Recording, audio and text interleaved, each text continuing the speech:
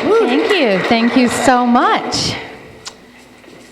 Music is just a wonderful way to go within and get in touch with that presence and power of God that is active in our lives. So we just give thanks for our musicians. I invite you to close your eyes. And we're going to bring our minds to a time when we may have seen a gorgeous sunset. Can you see the pink-orange colors in the sky, the beauty, the clouds? A beautiful sunset is absolutely captivating. And when we have something awe-inspiring in front of us, we take pause, and for just this moment, we're able to be present, and our minds do not whisk us away. And so you can open your eyes now if you'd like. And just know that in the next time you see a beautiful sunset, you can go back to that awe-inspiring moment, that sunset moment, I call it. But when we see something so beautiful like a sunset, we're just present with the beauty in the sky. We may say to ourselves, look at what God painted in the sky. Look at the colors. Aren't they beautiful? Sunsets just grab us. And we stop thinking about what we're going to have for dinner, or that concern or that niggling problem that we have on our mind. And for just a moment, we're captivated. It's like we're suspended in the now moment. And we can be reminded in these moments that our lives are art. Our lives can be as beautiful and captivating as a sunset. And when we are witness to such moments, we get caught up in them. They seem to be bathed in luminescence, bathed in light. They seem to shine. And there's a story told about the Buddha that says he was asked, "My friend, what are you? Are you a celestial being or a god?" And he answered, "No."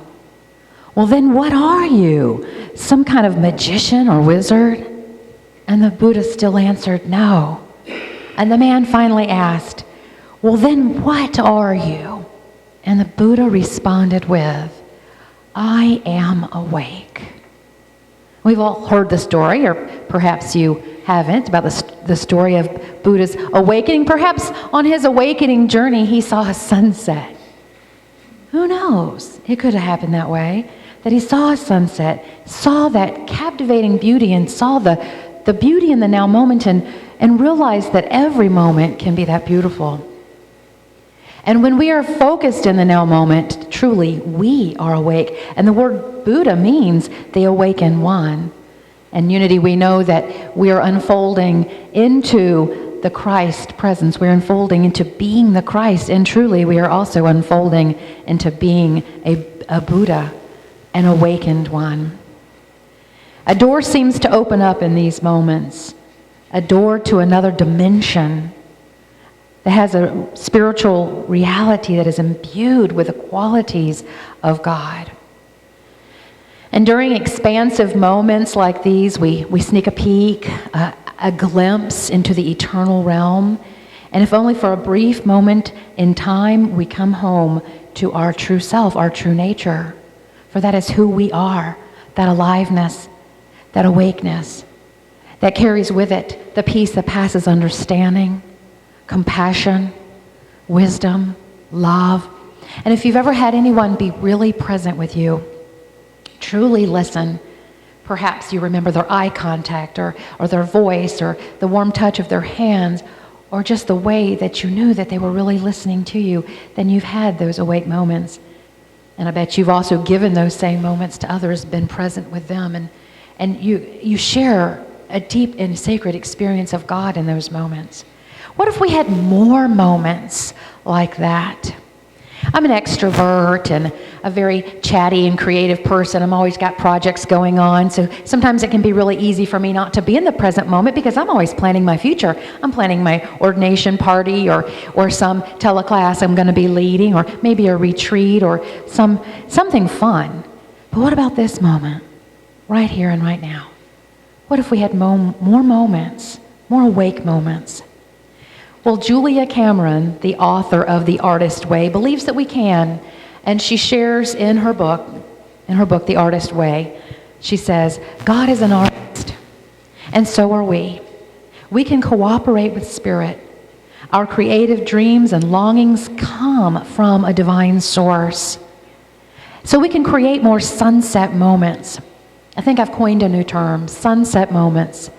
We can create more sunset moments in our lives.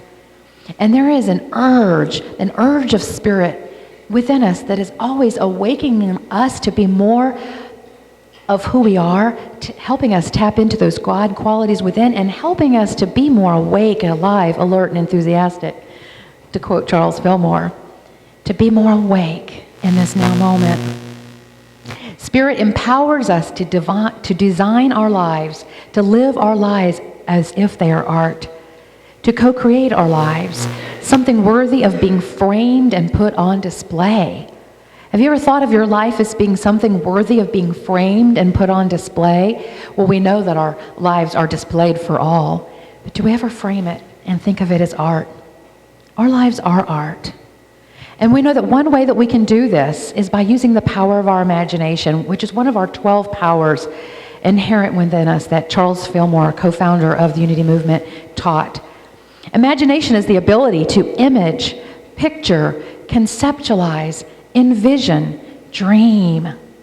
And for those of you who would like a reminder, the disciple that represents imagination is Bartholomew.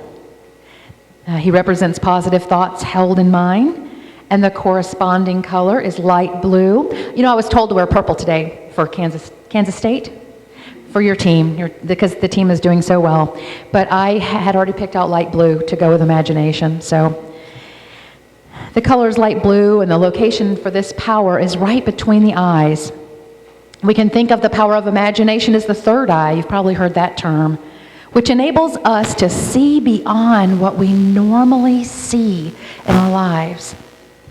And as we develop this power of imagination, we awaken the ability to outpicture God thoughts that truly are the building blocks of our lives. So we are developing that ability to outpicture God thoughts. And if you look back maybe 6 months or 6 years ago, where you were on your spiritual path, where you were in your understanding of God, you can probably see that indeed you have developed that capacity more and more to live your life as art, to express the divine qualities of God, to infuse your life with God energy. And we are reminded also, or life reminds us, that in order to change the conditions of our lives, we must first transform the pictures in our minds.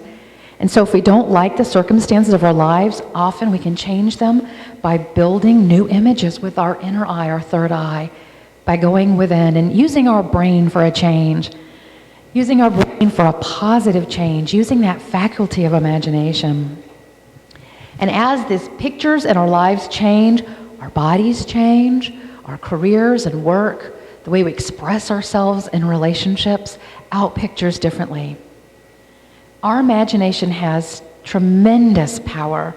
So how can we use our imagination to create more sunset moments in life? And if you can't think of how you might like to change your life, then maybe you can think of a vacation you went on, or maybe a vacation that somebody else went on, or maybe a picture out of a magazine, or just something that comes to your mind about a way that you would like to express more in your life, maybe with more peace or more flow. And you can imagine, how could it be if I just let it flow, use my imagination and just let that new picture outpicture in my life. Another tool we can use is the tool of discernment, asking ourselves powerful questions such as, what is important? What is important to me? What am I passionate about? What do I really want to do? What dream did I have as a kid that I just assumed that I would fulfill in my life, and yet I haven't gotten around to it? The power of asking questions. And then there's always asking God questions as well, like, what would you have me know today? I've been using this one past week or two. What would you have me know? What would you have me do? What is mine to do today? Or we can just notice, well, what is unfolding? What seems to be unfolding in my life? Like, where are the invitations coming from? Maybe your church has been asking you to participate more in a certain way, or maybe Spirit has been urging you to go from a backup singer to being a soloist. Maybe there's a way that life is calling you and you feel it. Notice the sun rises and sun sets, those natural unfoldments in life, those natural unfoldings, those things that seem to tug at your heart. Maybe you're being invited or called to express more of who you are in your life. There's just a new way that you want to express your life as art. And then there's just present moment awareness, another tool that helps us notice the beautiful moments that are already in our lives. Those sunsets that are already there and we're just driving by, missing out on them perhaps. What if we spent more of our time in the now moment? This moment, and this one, and this one. And during the potluck we'll have a few, and then there'll be some later today and later this week. We have a lot of now moments. Recognizing that the now moment is a sacred moment, as beautiful as a sunset unfolding. And so I invite you to just draw your attention right now so we can really feel the now moment. I got this exercise from Eckhart Tolle in his book, The Power of Now. So I invite you to draw your attention within. And it may be more helpful for you to close your eyes if you'd like, so that you can really sense your body and not be distracted visually. Perhaps you bring your awareness into a part of your body, whether it's your lower back or your hand, one of your hands. For some reason, I'm always drawn to my lip. And I notice a tingling. See if you can feel a tingling or a bit of life force in your body, even a sense of discomfort. Just be present with it. Of course, if you feel some discomfort there, just breathe into it. Feel the life force of God right there in your inner body. Feel the now moment. And then bring your attention back to this time, this place. I've been using this exercise for about the past 10 days. And again, like I said, I feel this tingling in my lip, or maybe just some energy in my hand. And it does bring me into this now moment. So now that we've done this exercise, we've gone within, I invite you to look around. Maybe make eye contact with someone around you, or just notice something in the room that you may not have noticed before. I see a lot of smiles. It feels good to be in the present moment. This is the point of power. This is where God is. And instead of our lives passing by us, when we're in the now moment, we are infusing life with God is what we're doing. We're bringing the awareness of God into our everyday lives. I see a few people taking in a deep breath, so I invite you to do that. Just take in a deep breath and then let it go. Let us fully embody our lives. I'd like to share a few stories with you about living more in the present moment. Actually, they're about not living in the present moment, which teaches us to live in the present moment. If you've ever found yourself being unpresent, you learn about how to be present. This sometimes happens to us on the road, when the car kind of veers or we miss our turn, or perhaps we forget to pay a bill, or there's somebody's birthday, or a 7-year-old in front of us that, what did you say, honey? Those moments that we miss. Teach us about what is important and about how to be more present. So this day, I was in the library at Unity Institute working on a project that I was really excited to work on. And that same day, I was scheduled to lead the 11 o'clock service, which is a prayer service. And I was really pleased with being able to do that and look forward to it.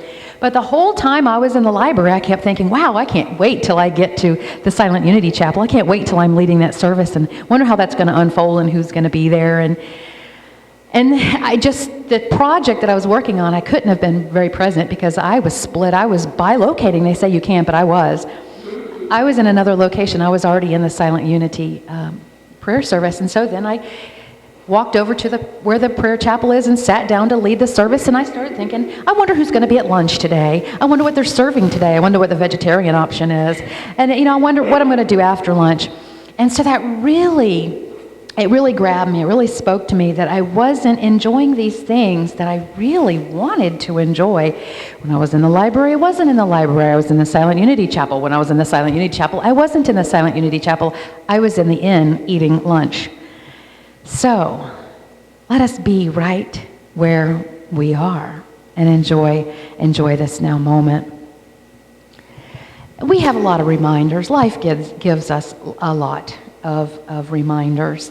One day I was taking a walk on my break from working at Silent Unity, and I was taking a walk down the long courtyard. It's a very long courtyard, a couple hundred feet probably, with roses, and it was just beautiful. And I was hundreds of feet away from where I started when I realized I wasn't in the now moment at all. I had passed by hundreds of roses, the water fountains, and I was off having a chat with somebody in my mind. And so the next time I took a walk, I really paid attention. And I was going a bit slower and just noticing, not comparing or analyzing, just being present with the flowers. And Spirit suggested that I go to the bookstore, so I thought, okay, I'll go to the bookstore. I went to the bookstore and ended up bumping into somebody who had missed church the prior Sunday, someone who had a healing need, and I got to be present with her, and that felt good. And then someone said to me, oh, I have all these extra vegetables, squash and zucchini, cucumbers, and all these great things that bless my budget and bless my health as well. And if I had not made that shift of awareness when I was taking my walk by the roses, I wouldn't have been guided to the bookstore where I was blessed and where I was able to be a blessing. And so these seemingly small sunset moments can guide us to the next sunset in our life, to that next awe-inspiring moment where we can be present for ourselves, present with others. What a blessing. Thank you, God, for that. And so we can't pass these up. We don't want to pass these up. Life is grand. And we can also use inspired action to create our lives as art. And I believe that going from the roses to the bookstore, getting the vegetables, and hugging my friend was taking inspired action, Spirit-led action. And so I believe that we can go from moment to moment, living these moments, and pretty soon we'll probably start getting some comments. People will say things. You seem different.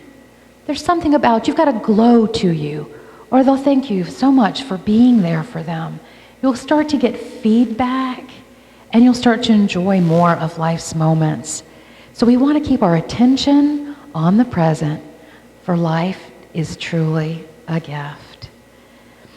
And I wanted to share, to end with a quote from Charles Eames, who says, "There is no line where art stops and life begins." And perhaps there's no line where life ends and art begins. Remember, you can live your life knowing that your life is your art. God bless you.